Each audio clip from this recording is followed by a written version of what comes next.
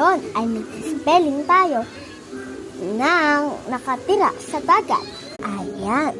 Number 1 ay shark.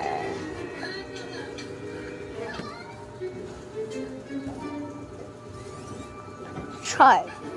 Number 2 ay fish.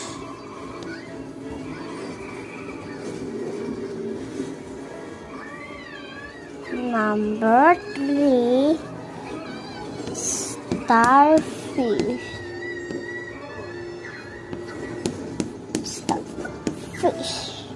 Number 4, octopus. Ayan ang mga nakatira sa dagat. Comment pa kayo kung ano ba ang susulat ko na saan nakatira ang mga hayop. Salamat!